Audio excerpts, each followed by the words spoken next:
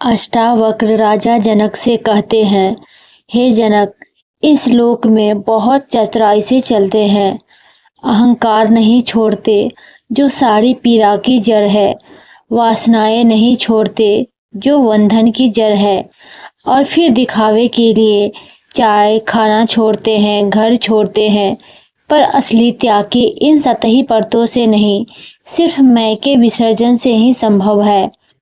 आज मनुष्य धर्म के नाम पे तरह तरह की गतिविधियां कर रहा है। कोई मंदिरों में चंद सिक्कों चढ़ाता है या अगरबत्ती नारियल अर्पित करता है, लेकिन अष्टावक्र चेताते हैं कि इन कर्मों के पीछे मैं का बोध नहीं तो सब व्यर्थ है। धर्म कोई सिद्धांत नहीं, बल्कि जीवन में उतरी हुई सच्चाई है, और जो अपने आचरण संबंधों वेदनाओं को शुद्ध करता है वही वास्तव में धार्मिक है।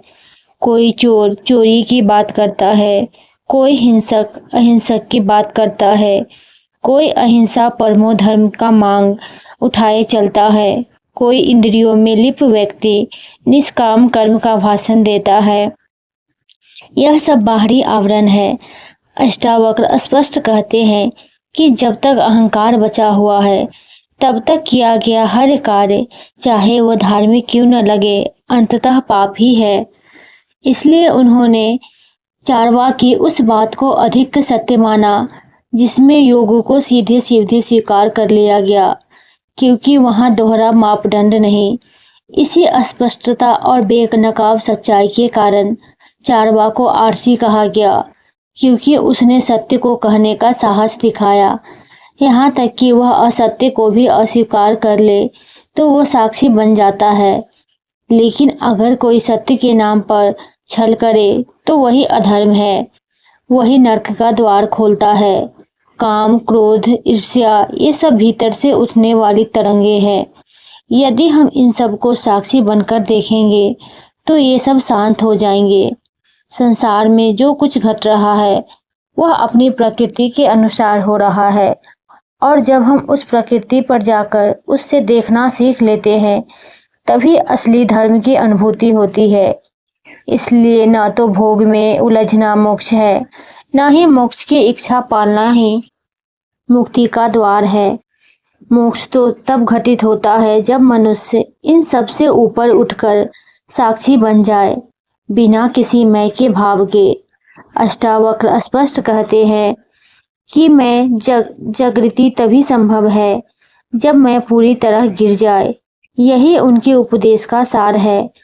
वो जनक से कहते हैं कि एक ही दृष्टा है जो सब में व्यापक है, जो सब में सदा मुक्त है, लेकिन तेरा बंधन बस एक भ्रांति में है कि तू अपने को नहीं किसी और की दृष्टा मान बैठा है।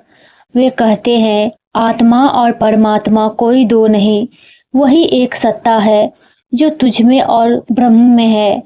परमात्मा है और वही समस्त अभिव्यक्तिगत के रूप में है, व्यक्त हो रहा है। जब तू स्वयं को ही उस दृष्टा के रूप में जान लेता है तब तू जान ले कि तू जन्म से ही मुक्त था, है और रहेगा।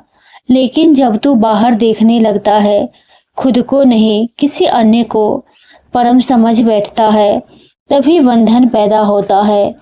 ये सूत्र न केवल अद्वैत की गहराई को उजागर करता है, बल्कि यह भी बताता है कि मुक्ति बाहर से नहीं बल्कि भीतर की दृष्टि बदलने से आती है।